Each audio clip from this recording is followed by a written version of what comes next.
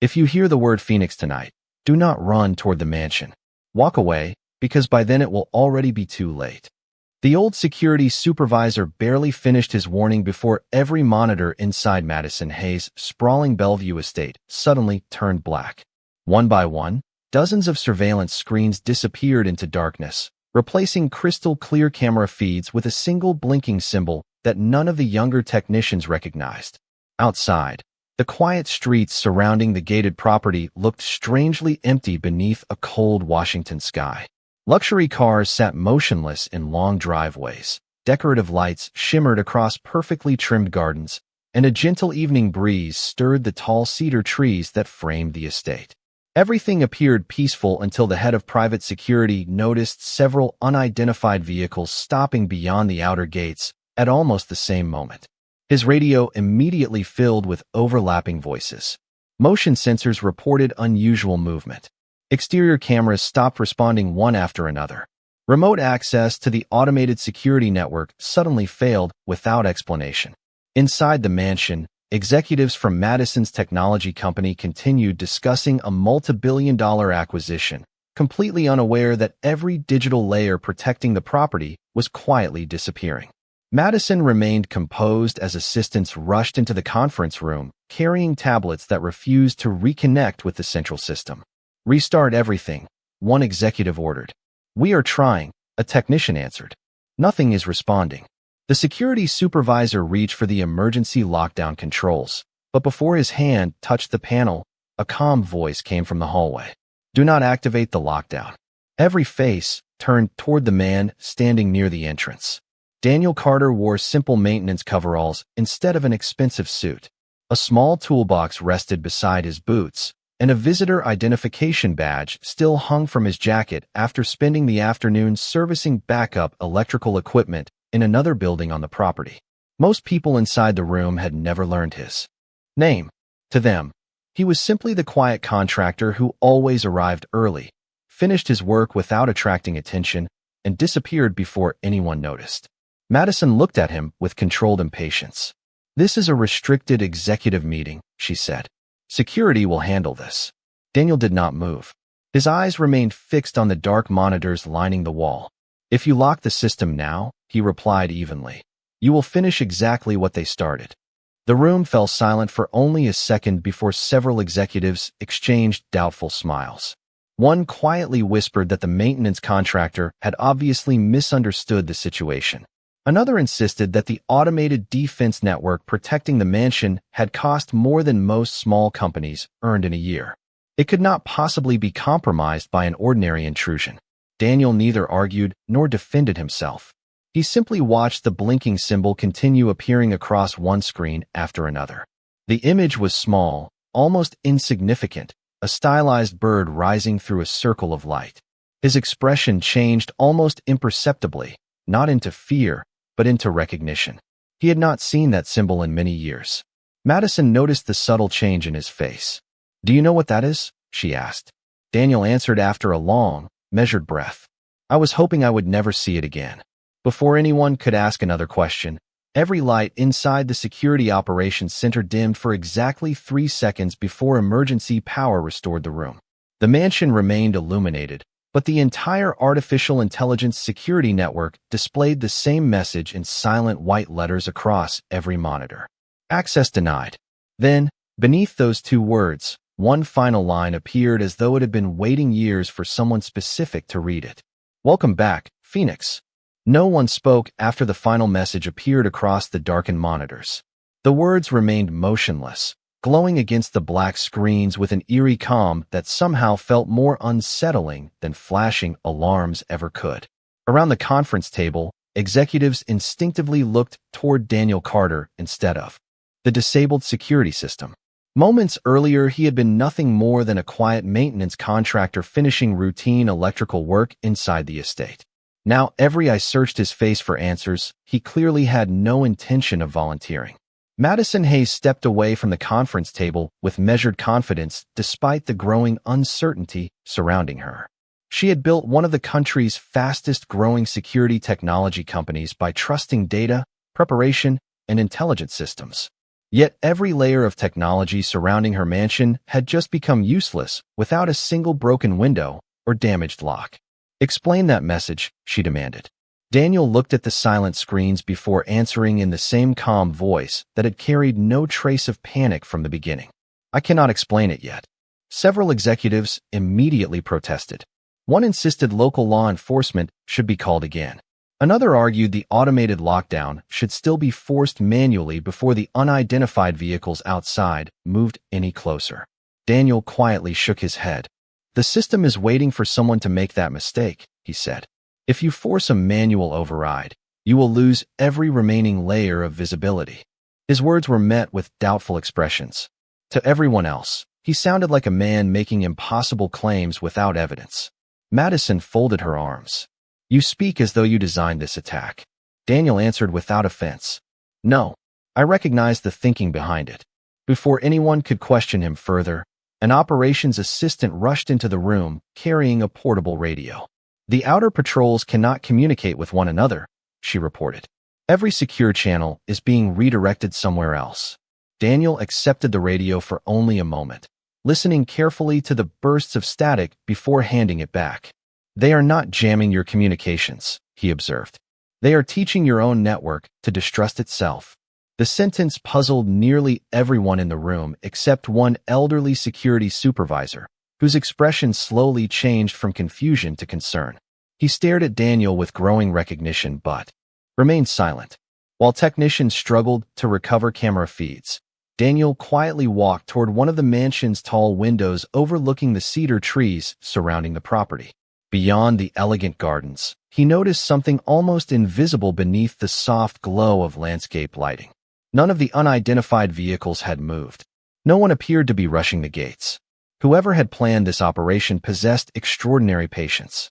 Daniel understood what that meant far better than he wished. His phone vibrated gently inside his jacket. The screen displayed a smiling photograph of his 8-year-old daughter, Emma, followed by a text reminding him not to forget her school presentation the following morning because she had practiced all week for him. A faint smile crossed his face before he carefully placed the phone back into his pocket. That single message reminded him exactly why he had buried every part of his former life. He had traded secrets for bedtime stories, emergency missions for school projects, and silent recognition for the simple privilege of being present whenever his daughter looked into the audience searching for her father. Madison noticed the brief smile and found herself increasingly puzzled. The calm man standing beside the window did not resemble someone enjoying the attention of a crisis. He looked like someone desperately hoping the past would remain buried. Then the elderly supervisor slowly stepped closer, studying Daniel with quiet disbelief before speaking almost in a whisper. "There were rumors years ago," he said carefully, "about someone who disappeared instead of accepting a promotion." Daniel never turned around. His eyes remained fixed on the darkness beyond the gates as he answered with quiet dignity. "Rumors have a way of surviving long after people decide they want an ordinary life." The supervisor lowered his voice even further. If those rumors were true, then tonight was never about this mansion. Daniel closed his eyes for one brief moment before replying. "No," he said softly. "Tonight is about finding me." The room grew quieter than anyone thought possible. The emergency generators hummed steadily. The wall clocks continued counting the seconds, and somewhere deeper inside the mansion a grandfather clock chimed the quarter hour with perfect elegance, as though the house itself refused to acknowledge that anything unusual had happened. Daniel Carter remained standing beside the window, his attention fixed beyond the gates instead of on the frightened executives surrounding him. Madison Hayes studied him carefully. She had spent years learning how to read investors, competitors, and negotiators, yet the man before her revealed almost nothing. His calm did not feel rehearsed. It felt earned. "If they came for you," Madison finally asked, "why come here instead of your home?" Daniel answered without hesitation, "Because they know exactly where my home is." Every person in the room exchanged uneasy glances. Before Madison could respond, Daniel quietly continued, "If they wanted to find me, they already have. The only reason they chose this place is because they wanted me to come willingly." His words settled over the room with unsettling clarity. This was never a random security failure. Someone had built an elaborate puzzle designed for only one person to solve. An operations technician suddenly called everyone toward a recovered monitor. One exterior camera had briefly returned online before freezing again. The image lasted barely 3 seconds, yet Daniel noticed something no one else did. Resting against the stone fountain near the front entrance was a small silver coin reflecting the landscape lights. It looked completely ordinary to everyone else. Daniel quietly closed his eyes. He knew that coin. Years ago, members of an experimental government program had each carried one identical coin during training. It was never an identification badge. It was simply a reminder engraved with 4 words that only participants understood. Return only when invited. Nobody outside that program should have possessed one. Madison noticed the change in his expression. You recognized something. Daniel nodded once. Someone is sending me a message. Who? She asked. Daniel answered so softly that only those nearest could hear him. Someone who should not even know I am. Still alive. Silence returned. The elderly security supervisor slowly reached into an old storage cabinet near the operations desk and removed a sealed envelope covered in dust. This arrived almost 8 years ago, he explained. The instructions said to keep it locked away unless the word Phoenix ever appeared inside this house. Madison accepted the envelope with visible confusion. It was addressed not to her company, not to the mansion, but to one name written in careful black ink.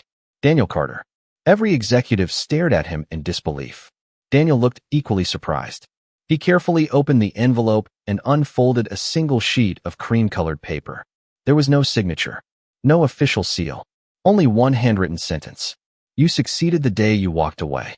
Daniel read the line twice before quietly folding the paper and slipping it into his jacket without another word. Madison frowned. That is all it says? Daniel nodded. Yes. It makes no sense. Daniel looked toward the silent monitors again. It is not supposed to make sense yet. The elderly supervisor studied him with growing respect. Whoever wrote that knew this night would happen. Daniel answered after a thoughtful pause. No. They knew I would spend years making sure it never happened. Madison walked closer until she stood beside him at the window. Beyond the gates, the unidentified vehicles remained motionless beneath the dim streetlights, showing no sign of urgency. It suddenly became obvious that they were waiting rather than advancing. Waiting for a decision. Waiting for Daniel. Madison lowered her voice. Tell me the truth. Were you a soldier? Daniel slowly shook his head. Not exactly. Then what were you? For the first time that evening, a faint trace of sadness appeared in his eyes. I was part of a program that was never supposed to exist.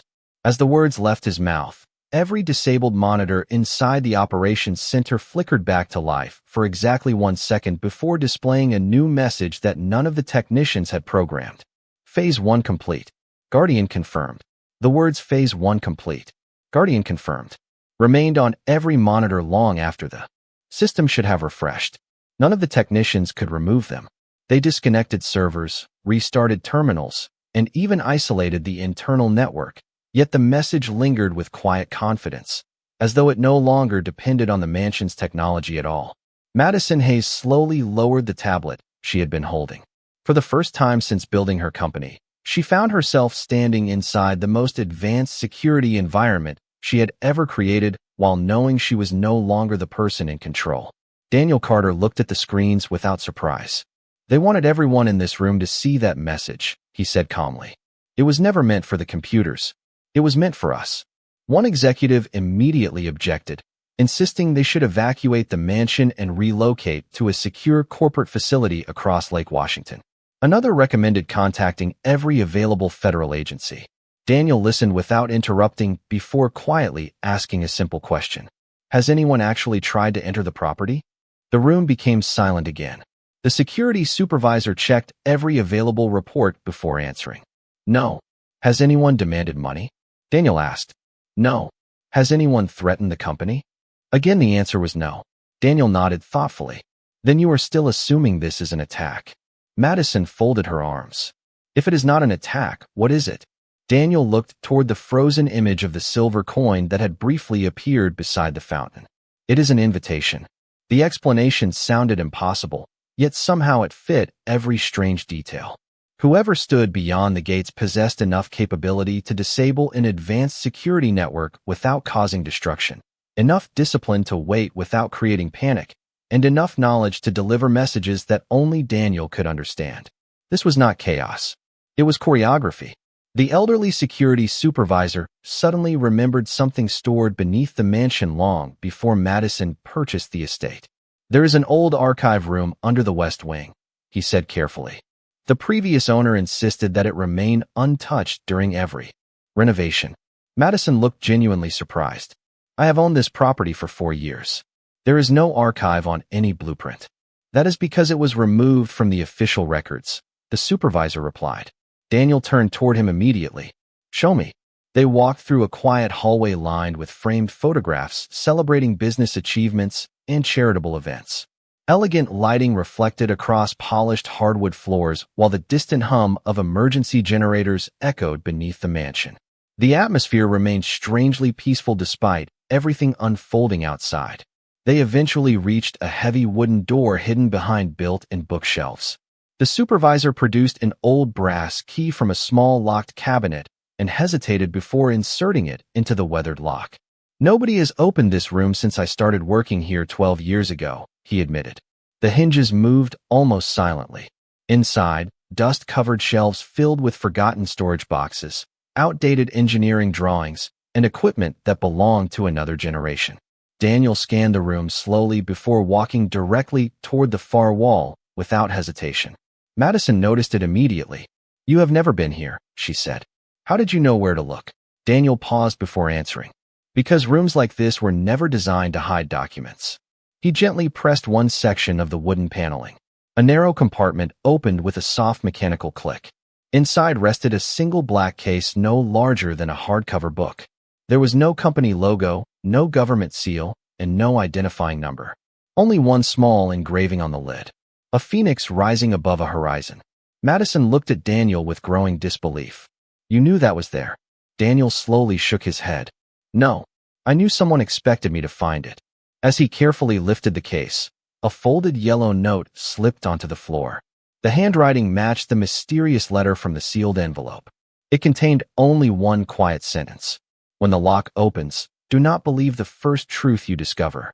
Daniel silently folded the note and placed it beside the first one in his jacket, saying nothing, while somewhere above them the mansion lights flickered once more as though the next move had already begun. Daniel Carter carefully brushed the dust from the black case before resting it on an old wooden workbench inside the hidden archive. No one attempted to interrupt him. Even the executives who had questioned every word he spoke upstairs now stood quietly, watching as though years of authority had suddenly become less valuable than one ordinary man who seemed to understand a forgotten language. Madison Hayes moved closer, her curiosity finally replacing skepticism. "Open it," she said softly. Daniel did not reach for the latch immediately. Instead, he examined the engraved phoenix on the lid with patient attention, tracing its wings with his fingertips. "This is not a storage case," he murmured. "It is a test." The elderly security supervisor looked puzzled. "A test for what?" Daniel answered without taking his eyes from the engraving. "To see whether I am still the same person who left." Those words lingered in the quiet room. Madison noticed that he never said whether he hoped to pass or fail. With a gentle click, the lock released. There were no classified documents, no advanced technology, and no hidden weapon inside. The case contained only 3 carefully preserved objects. The first was a faded photograph showing 6 young men and women standing beside a modest training cabin surrounded by snow-covered pine trees. None wore uniforms. All were smiling naturally, as though they were old friends instead of members of a secret program. Daniel recognized every face immediately. 5 of those people had disappeared from public records years earlier. The 6th was himself, although he looked much younger and carried a confidence untouched by loss. The second object was an old brass compass. It was scratched from years of use, yet the needle remained perfectly steady, always pointing north despite the electronic interference affecting every device inside the mansion. Daniel smiled almost imperceptibly. "He always carried this," he whispered. Madison looked at him. "Who?" Daniel gently picked up the compass before answering. "The man who taught us that the fastest path was almost never the right one." The final object surprised everyone most.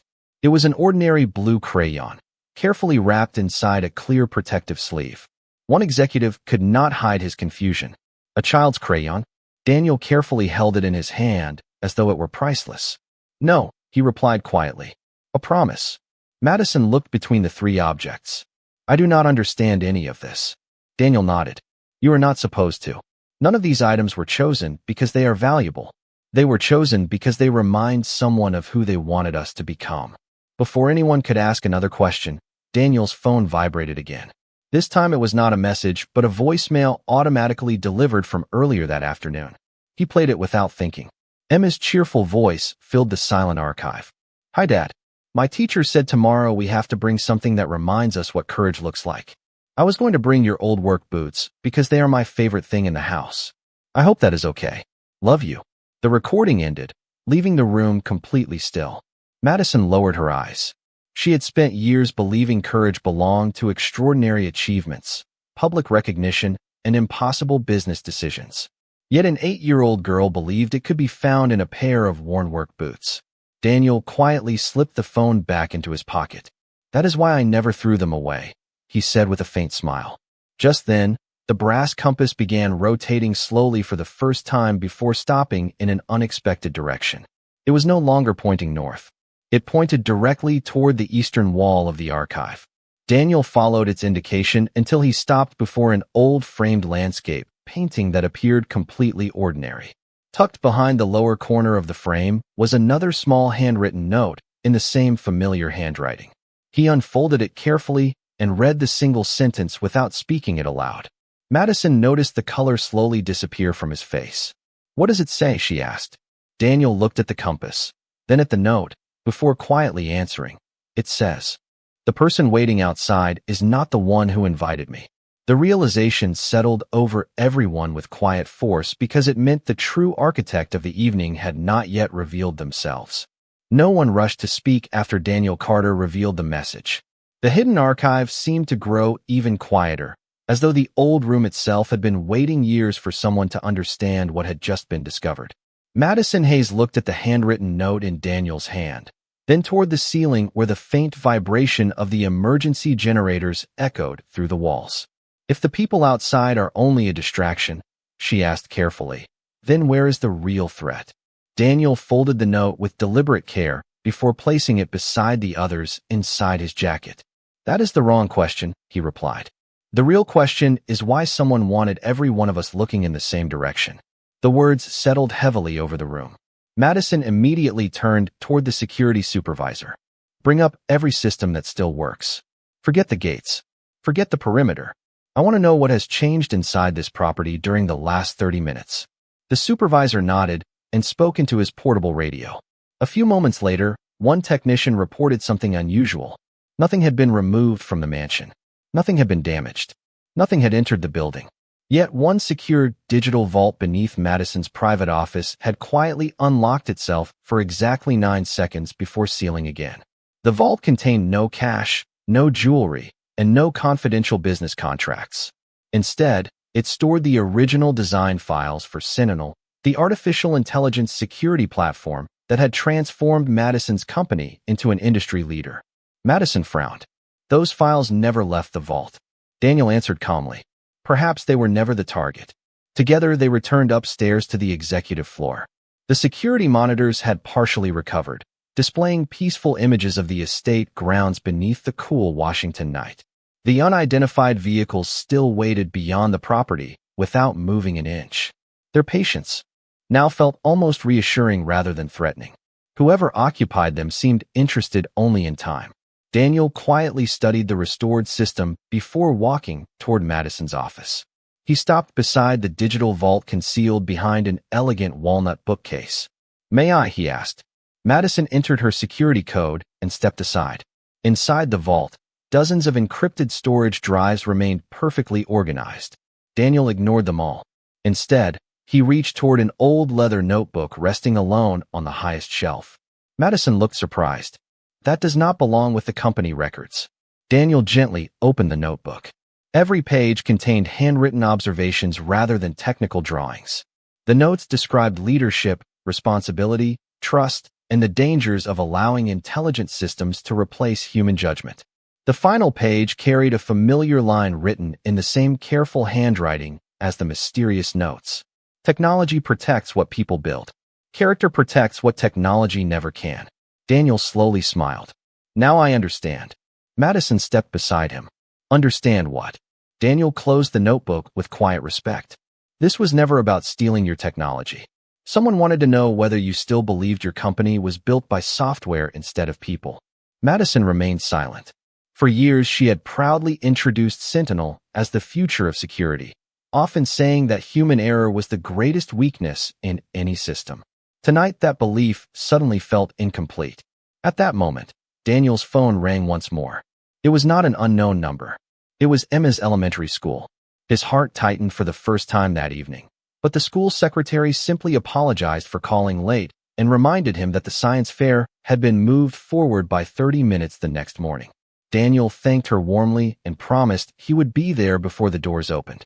As he ended the call, Madison quietly asked, "After everything happening tonight, you are still thinking about tomorrow morning?" Daniel slipped the phone into his pocket with a gentle smile that carried more strength than any display of authority. "Everything happening tonight is exactly why I am thinking about tomorrow morning." The elderly security supervisor suddenly looked toward one of the restored monitors and leaned closer. On the live camera overlooking the front fountain, the silver coin was gone. In its place rested a single pair of worn brown work boots positioned neatly side by side. Daniel recognized them immediately. They were identical to the old boots Emma had wanted to take to school. Beneath them lay one final card that every camera could clearly read despite the distance. The message contained only 5 words. "You already chose the mission." Daniel Carter stared at the image on the security monitor without speaking. The worn brown work boots resting beside the fountain looked exactly like the pair waiting near the front door of his small house. The boots Emma had proudly called her favorite because they reminded her that hard work always came home. Madison Hayes noticed something change in his expression. It was not fear. It was recognition mixed with quiet gratitude, as though someone had reached across many years to remind him of a promise he had almost forgotten. "They could not possibly have your boots," one executive said with nervous certainty. Daniel slowly nodded. "They do not have to. The point was never the boots themselves." Madison looked at him. "Then what is the point?" Daniel kept his eyes on the monitor. "Someone wants me to remember the reason I walked away instead of the reason I was chosen." The room became silent again. Every strange clue from the evening suddenly formed a different picture. The silver coin, the hidden archive, the handwritten notes, the compass, the photograph. None of them had been instructions for defeating an enemy. They had all been reminders of a life Daniel had deliberately left behind to become something far more ordinary. The elderly security supervisor quietly cleared his throat before speaking. "There is one person who used to say things like that." Daniel slowly turned toward him. "Colonel Samuel Mercer." The supervisor nodded. "I met him only once. He told me the strongest guardians were the ones willing to disappear after saving everyone else." Daniel lowered his eyes. "He was my mentor." Madison listened carefully. Until that moment, every mystery had seemed connected to hidden technology or forgotten government programs. Now she realized the story had always been centered on a teacher and a student. "I thought you said the person who invited you should not know you were still alive," she said. Daniel answered with a gentle smile. "That is because Colonel Mercer passed away almost 9 years ago." No one replied. The statement lingered in the quiet office like the final note of a familiar song. Just then another security technician entered carrying a printed report instead of a tablet. "This came through the backup printer," she explained. Nothing digital transmitted it. The machine simply started printing by itself. Daniel accepted the single page. It contained a detailed floor plan of the mansion with only one location circled in blue ink. It was neither the security room nor Madison's office. It was the small library overlooking the eastern garden, a room that had not been used all evening. Beneath the map appeared another handwritten sentence. "Some doors only open when 2 people choose to trust each other." Madison looked from the paper to Daniel. "It says 2 people." Daniel nodded once. "Then neither of us goes alone." Together they walked toward the quiet library while the others respectfully remained behind. The mansion felt completely different now. The polished hallways no longer resembled the headquarters of a powerful corporation. They felt like the corridors of a carefully prepared lesson waiting for its final chapter.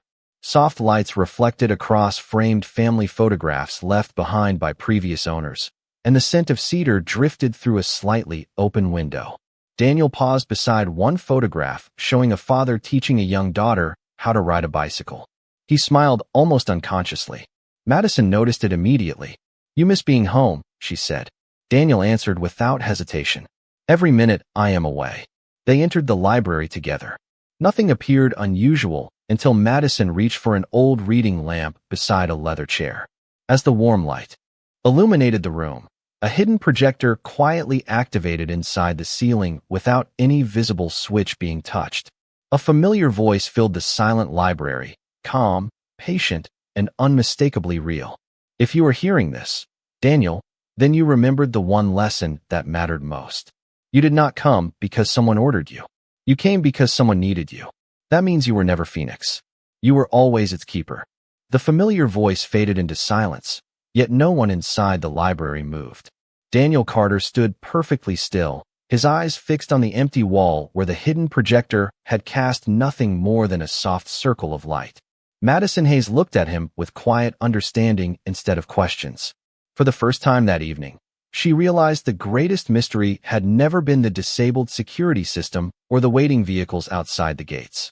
It had always been the quiet man who had spent years refusing to become the legend everyone else remembered. Daniel slowly walked toward the old reading desk beneath the projector. Resting on its polished surface was a simple wooden box that had not been there when they entered the room only moments earlier. There was no lock, no electronic protection, and no identifying mark except a small brass plate engraved with two words. "For tomorrow." Daniel gently lifted the lid. Inside rested a neatly folded letter together with a child's paper airplane made from ordinary notebook paper. Madison smiled faintly at the unexpected sight. "Another test?" she asked.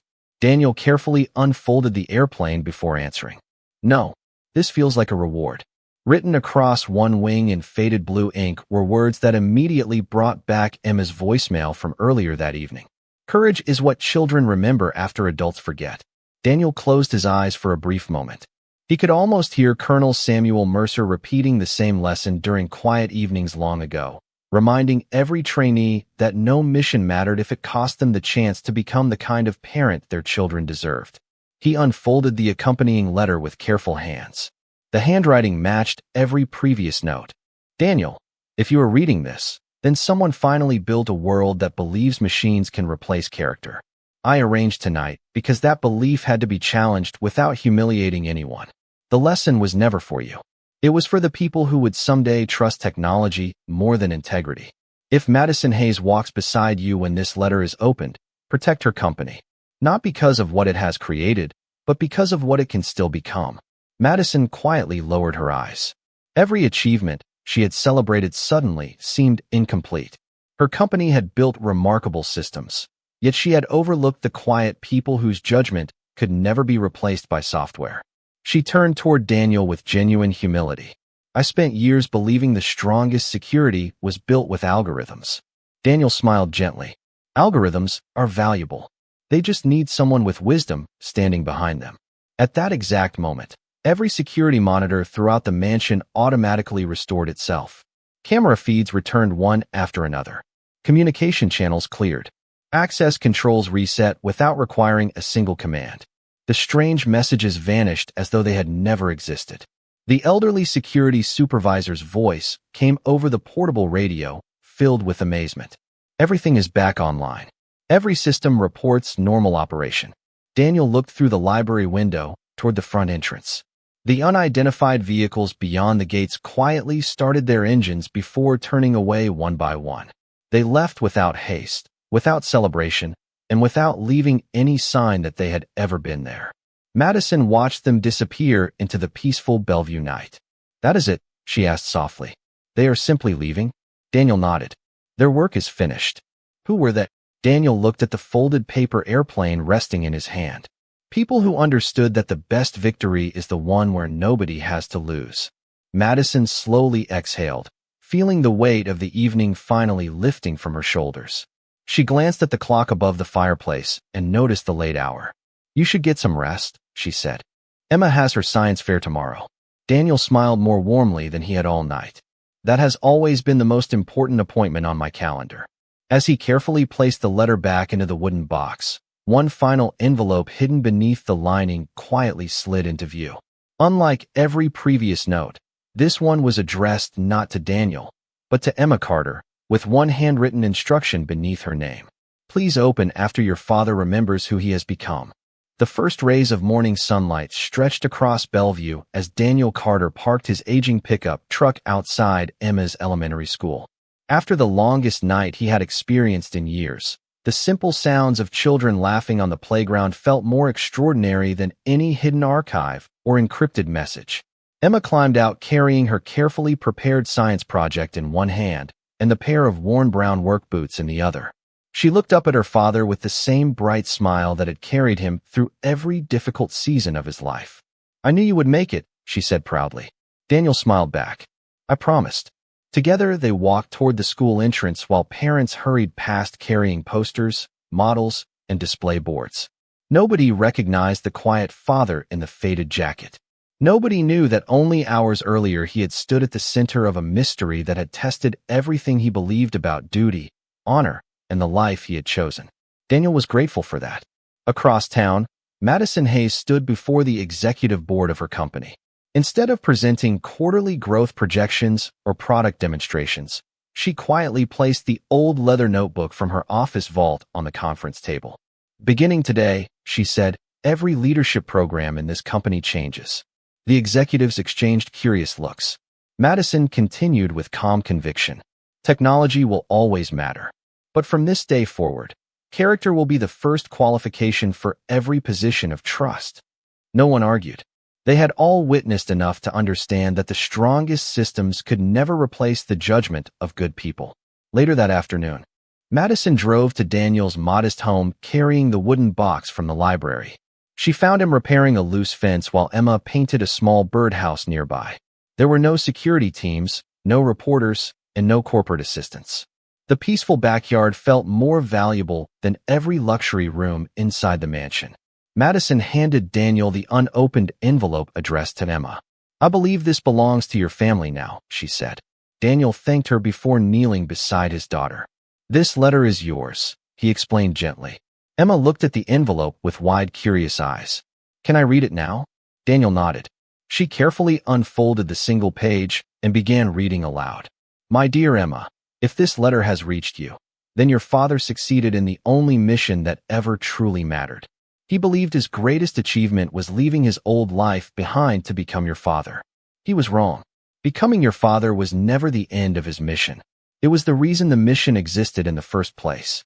Emma looked up, smiling without fully understanding the deeper meaning. That is nice, she whispered. Daniel quietly wiped away a tear before folding the letter again. Madison noticed that the handwriting matched every note from the previous evening. Colonel Mercer really planned all of this, she said softly. Daniel slowly shook his head. No. He turned the final page over and revealed a signature that no one had expected to see. It did not belong to Colonel Samuel Mercer. It belonged to Daniel himself. The date beneath the signature was almost 10 years old. Madison stared at him in complete disbelief. You wrote this? Daniel nodded with quiet acceptance. Before I left the program, they asked each of us to write one letter that would only be delivered if we stayed true to the life we said we wanted. None of us would remember where the letters were placed. That was part of the agreement. Madison looked speechless. Every mysterious clue from the previous night suddenly fell into place. The coins, the notes, the archive, the messages, and the final envelope had never been designed to reveal a forgotten hero.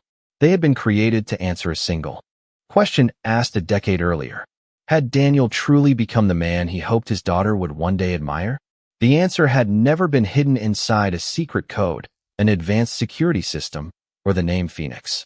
It had been waiting every evening at a modest dinner table, every morning outside a small elementary school, and every time a little girl smiled because her father kept his promise.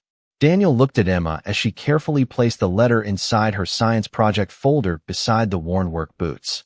In that quiet moment, he finally understood the final lesson his mentor had tried to teach him years before.